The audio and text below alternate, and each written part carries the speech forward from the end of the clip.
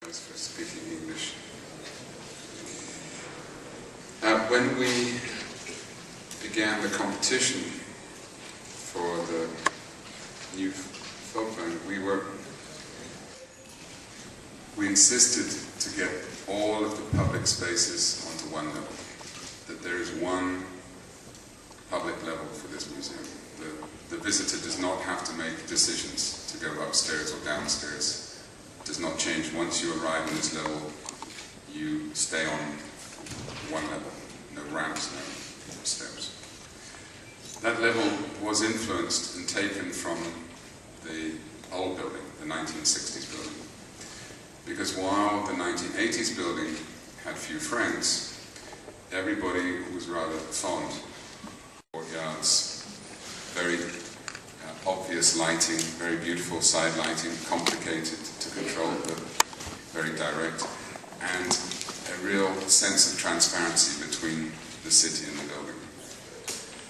So we were inspired by that building, and also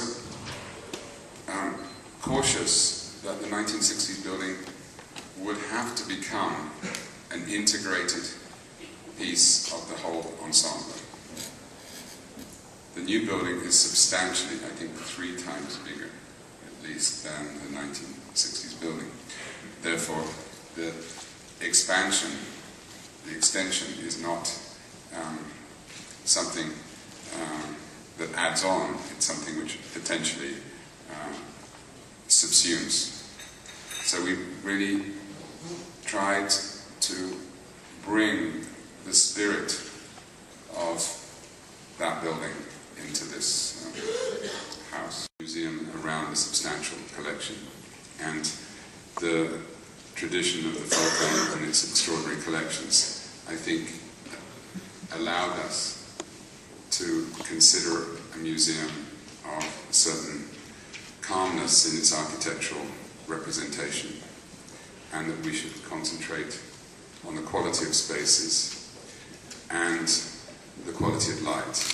I think we were very fortunate that Dr. Fischer clearly pushed very strongly in the competition and after the competition the desire for achieving a really high level of daylighting, and to allow that daylighting to strongly influence the atmosphere of the museum. There is a tendency that when museums are naturally frightened of daylight. It is the sort of enemy of paintings in a way. It damages works of art, so we have to control it. And in that control, there sometimes is a tendency to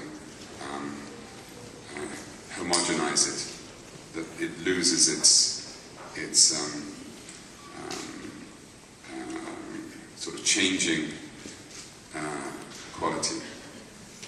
And I think it was very, we had a fortune here that we have a museum director that absolutely encouraged the modifying qualities of daylight and accepts that a room will change its mood depending on the type of day and the amount of light we get. And I think that allowed us really to emphasize those things that we were concerned in.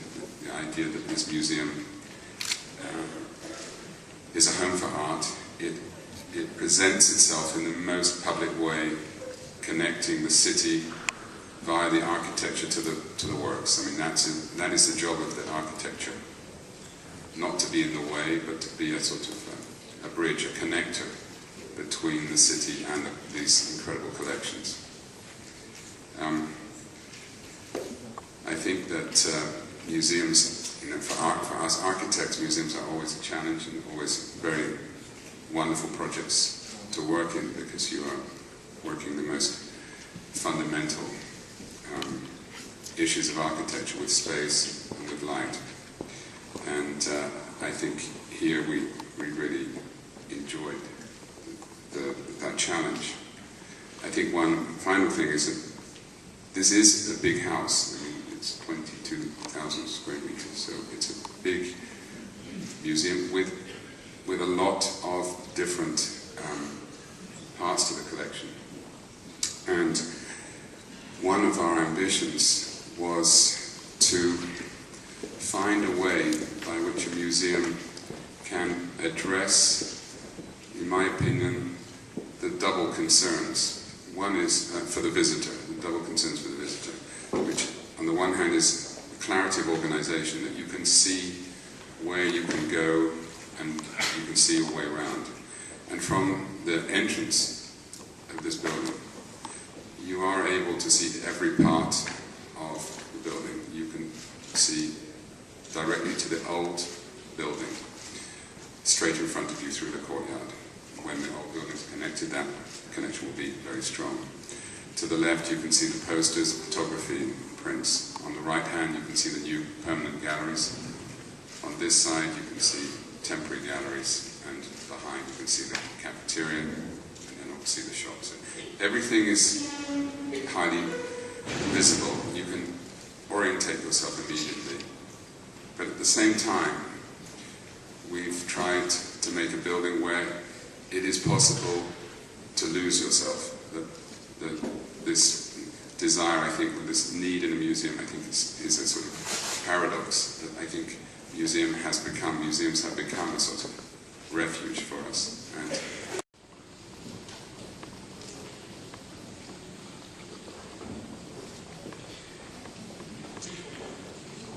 I think that obviously we concentrated a lot on light, not only from the ceiling but also from the windows. And I think that was connected to the idea of but at the same time, with such a big collection, if you're not careful, it becomes a labyrinth. So I think this was where we worked very hard, is to find a hierarchy, a spatial hierarchy in this house. And we made it, we often talked about it as a sort of house of houses.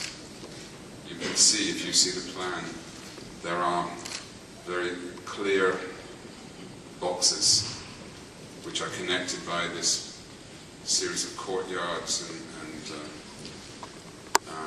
corridors, which allow you to get views through the building. So I think that the qualities which we pursue, and I think which are here, are these qualities of, on the one hand, enclosure and transparency, of sort of isolation and connection. And I think that was